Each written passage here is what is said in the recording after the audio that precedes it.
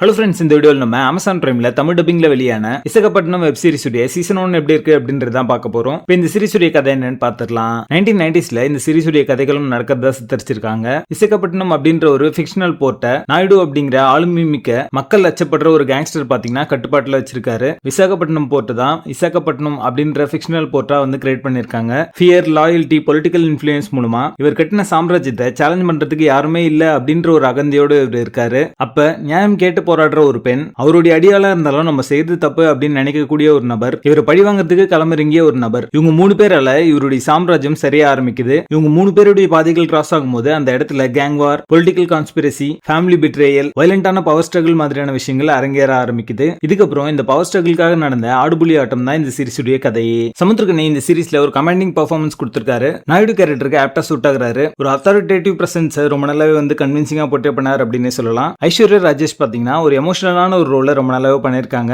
அவங்களுடைய பெர்ஃபார்மன்ஸ் மூலமா ஒரு இன்டென்சிட்டி, கன்விக்ஷன் எல்லாமே இந்த சீரிஸ்க்கு கொண்டு வந்திருக்காங்க. ஜஸ்டிஸ்க்காக இவங்க பண்ற விஷயங்கள் எல்லாமே பாத்தீங்கன்னா ஒரு ஃபேமிலி கான்ஃபிளிக்டா எப்படி மாறுது அப்படின்றதையும் ரொம்ப நல்லாவே சொல்லியிருப்பாங்க. இந்த சீரிஸ் உடைய செகண்ட் ஹாஃப்ல இருக்கிற ட்விஸ்ட் அண்ட் டர்ன்ஸ் இதெல்லாம் பாத்தீங்கன்னா ரொம்ப நல்லாவே ஒர்க் அவுட் ஆச்சு. ப்ரொடக்ஷன் வேல்யூ ரொம்ப நல்லாவே இருந்திருக்கு. 1990s setting, cinematography, background score எல்லாமே பாத்தீங்கன்னா ஒரு கிரிட்டியான அட்மாஸ்பியரை ரொம்ப நல்லாவே கிரியேட் பண்ணிருக்கு. இந்த சீரிஸ் உடைய கதைக்களம் ஃபெமிலியரா இருந்தாலுமே ஒரு சில காட்சிகள் என்டர்டெய்னிங்கா இருந்துச்சு அப்படின்னு சொல்லலாம். ஸ்டோரி பிளாட் பொறுத்த வரைக்கும் நீங்க பார்த்து பழக்கப்பட்ட ஒரு கதைக்களம் தான். ஒரிஜினாலிட்டி அப்படின்றது இந்த சீரிஸ்ல பெருசா இருக்காது. இதுக்கு முன்னாடி நீங்க பார்த்த அந்த கேங்ஸ்டர் டிராமால இருக்கிற கிளிஷேவான விஷயங்கள் தான் இதுலயுமே இருக்கு. பிரெடிக்டபிளான ஸ்கிரீன் பிளே இன்னொரு மைனஸா அமைஞ்சிருக்கு. அடுத்த காட்சி என்ன வரப்போகுது அப்படின்றது நீங்க கெஸ் பண்ணிடலாம். அந்த மாதிரி தான் இருக்கும். கேரக்டர் ஆர்க் அண்ட் டெவலப்மெண்ட் இன்னும் கொஞ்சம் டெப்த்தோட பண்ணிருக்கலாம் அப்படிங்கிற மாதிரி தோணுச்சு. நிறைய சப்போர்ட்டிங் கேரக்டர்ஸ் எல்லாம் வச்சிருப்பாங்க. அது எல்லாமே பெருசா யூட்டிலைஸ் பண்ணாம விட்டுருக்காங்க. நீங்க இந்த சீரிஸை பார்த்து முடிச்சதுக்கு அப்புறமே இந்த மாதிரி ஒரு சீரிஸ் வந்துச்சு அப்படின்றதே மறந்துடுவீங்க. அந்த மாதிரி ஒரு டைம் பாஸ் கேட்டகரியில பாக்குற ஒரு சீரிஸ் தான் இது. பேசிங் ஆவரேஜா இருக்கு. மொத்தத்துல இது ஒரு ஆவரேஜான ஒரு சீரிஸா வந்திருக்கு. அடல்ட் கண்டென்ட் இருக்கிறதுனால இந்த சீரிஸ் நீங்க ஃபேமிலியோட பார்க்காதீங்க. விசாகப்பட்டினம் சீரிஸ்க்கு எங்களோட ரேட்டிங் 5.5 out of 10.